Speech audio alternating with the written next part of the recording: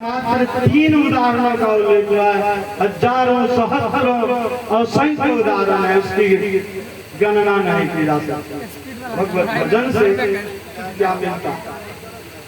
अब इन बातों को सुनने के बाद सुखदेव जी से परीक्षित जी कहते हैं कि ईश्वर के प्रति जब हम ध्यान लगाते हैं तो धर्म, अर्थ और काम, इन तीनों से सभी चीज से त्याग लेना पड़ता है, तभी जाकर के वह वास्तविक वैराग्य होती है, तब जाकर के वह संन्यास होता है। कोई कामना नहीं रखे, कोई इच्छा नहीं रखे, कामना रख करके यदि भजन कर रहे हैं तो फिर वह ध्यान नहीं हुआ। हे भगवान, ओकरा कम से कम एगो दो कामना है। निष्काम भाव से भक्ति की, बिना अर्थ की चाहत से भक्ति की, बिना धर्म की चाहत से भक्ति की। बाबा धाम जाए 20 साल से हमारा कुछ डर, सब कहाँ जा रहे हैं, ऐसे जा रहे हैं, बाबा के सामने जा रहे हैं, जो करना होगा उनको करेंगे, उनकी कृपा। तो इन सभी चीजों का त्याग करके जब आप उनके प्रति समर्पित होते हैं तब वह वास्तविक ध्यान होता है। ऐसा करते हुए सुखदेव जी परीक्षित से कहते हैं कि मनुष्य को पूरा जीवन भगवत भजन करते हुए व्यतीत करना चाहिए, प्रेम पूर्वक करना चाहिए। और किस प्रकार प्रेम पूर्वक करना चाहिए, की कथा में उल्लेखित किए थे। मीरा जैसे प्रेम की भावना उनके प्रति पूर्णतः उनके आश्रित हो जाए कि आप ही एकमात्र सहारा है, दूसरा कोई नहीं। उनके ऊपर आश्रित हो जाइए। देखिए ना, आपको बांह पकड़ के उठा ले, गले से लगा। जरूरत है उस भगवान, उस नारायण, उस गोविंद के प्रति समर्पण करना। ऐसा करने से भगवान के चरण की प्राप्ति होती। इस महापुराण में उल्लेखित है, तस्मात् सर्वत्र महाराज हरि सर्वत्र सर्वदा श्रोतव्यः कीर्तव्यस्य स्मर्तव्यो भगवान्। उनका स्मरण मात्र करने से, उनके नाम का स्मरण करने से, कीर्तन करने से सब कुछ की प्राप्ति होती है। कुछ क्षण और है, कहा गया है कि मानव शरीर पा करके जो जीव हरि का भजन नहीं करते हैं वे पुरुष रहते हुए भी पशु हैं, नर पशु के समान हैं। नर पशु, आदमी और पशु दोनों कैसे हैं? जो व्यक्ति हैं, पुरुष हैं, मानव हैं, लेकिन भगवान का भजन नहीं करते हैं, वे नर पशु के समान हैं। उनको देख करके 4 पशु प्रसन्न होते हैं, 4 जानवरों को खुशी मिलती है। इन्हें देख करके जो भगवान का भजन नहीं करते। सबसे पहले कौन पशु खुश होता है? किस पशु के समान है? वो है कुत्ता। कुत्ता का कार्य क्या है? हमेशा लड़ते झगड़ते हैं। तो जो व्यक्ति भजन नहीं करते हैं, हम लोगों ने धुंधली की कथा में सुना है कि वो हमेशा बातचीत करती रहती थी, लड़ती झगड़ती रहती। तो जो व्यक्ति हमेशा लड़ते झगड़ते रहते हैं, भगवान का भजन नहीं करते हैं, उन्हें देख करके कुत्ता को अत्यंत प्रसन्नता होती है। क्यों प्रसन्नता होती है? कि अभी मेरे ही समुदाय का है, मेरे ही समूह का। बहुत पसंद होती है कि हमारी संख्या बढ़ गई। अब दूसरे जीव जो प्रसन्न होते हैं वह है ग्रामीण सुगर। 2 तरह का सुगर होता है और दोनों सुगर से ऐसा भगवान का लीला है कि दोनों सुगर से हम लोग परिचित हो गए हैं। अभी फसल हुआ है आलू का, गेहूं सब का, बनैया सुगर से हम लोग त्रस्त थे, तो वो हो गया जंगली सुगर। और एक हुआ ग्रामीण सुअर। तो जिस तरह ग्रामीण सुअर की क्या स्थिति है कि सर्वस्व भक्षण करना, निकृष्ट से निकृष्ट वस्तु को भी खा करके, पापी पेट के लिए खराब वस्तु को भी खा करके अपना पेट भरता है। तो जो मनुष्य अपना पापी पेट भरने के लिए और खाद्य वस्तुओं को भी खा लेता है, उसे देख करके ग्रामीण सुअर प्रसन्न होते हैं।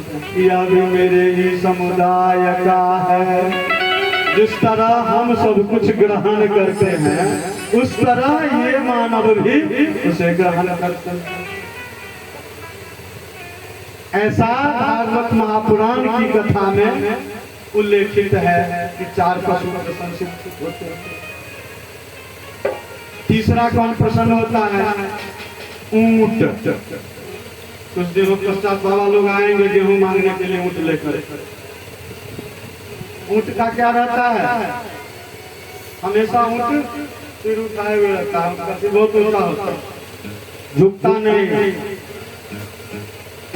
तो जिस व्यक्ति को थोड़ा सा धन हो जाए, थोड़ी सी बुद्धि हो जाए, थोड़ा सा ज्ञान हो जाए, थोड़ा बल हो जाए, तो उस धन बल बुद्धि ज्ञान के पाने से वही रहने लगता है, घमंड में चूर हो जाता है। हमारा सबर का क्या है? ऊंट की भांति रहता है। तो चूंकि उसका सिर तो उठा हुआ है, ऊंट देखता है कि भाई सबका सिर झुका हुआ है, लेकिन कलयुग में ऊंट को नजर आता है कि इसका सिर उठा हुआ है। प्रसन्न होता है कि मेरे ही गैंग का, मेरे ही समुदाय में आ गया। ऊंट को प्रसन्न तो हमेशा सिर ऊंचा कर है कि बोल रहे उसको भगवान के नाम लेने से मतलब ऊंट को प्रसन्नता होता।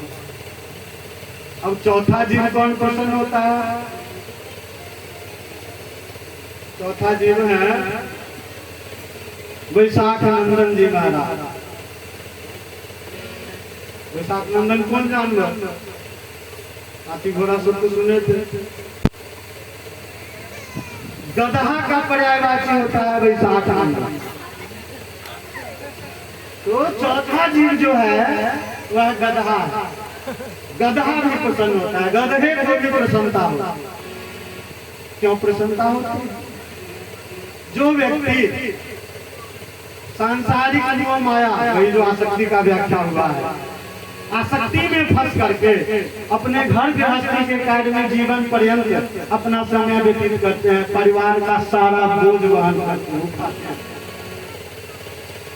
ओवर टाइम कर करके पढ़ाई लिखाई सभी की इच्छा पूर्ति, आवश्यकताओं की पूर्ति के लिए दिन रात एक में रहते हैं। गधा का भी वही काम है, मालिक का सारा बोझा धोना, कपड़ा भी धोना, पत्थर भी धोना, अनाज भी धोना, धोते रहते हैं। तो ये तो हो गई तुलना। अब प्रशंसा कैसे होती है गधा का? तो एक व्यक्ति के द्वारा जीवन पर्यंत अपने परिवार के उत्तरदायित्व की पूर्ति करने के लिए उस गधे के समान सारा बोझ उठाना पड़ता है, और उस बोझ उठाने के चक्कर में वह कभी भगवान का नाम नहीं लेता। जब उसका शरीर कमजोर हो जाता है, बुढ़ापा आ जाता है, तो इधर मनुष्य को भी बुढ़ापा हुआ, और जब गधा भी काम करने लायक नहीं रहता है तो उसका मालिक क्या करता है? घर से बाहर निकालता है, छोड़ देता है।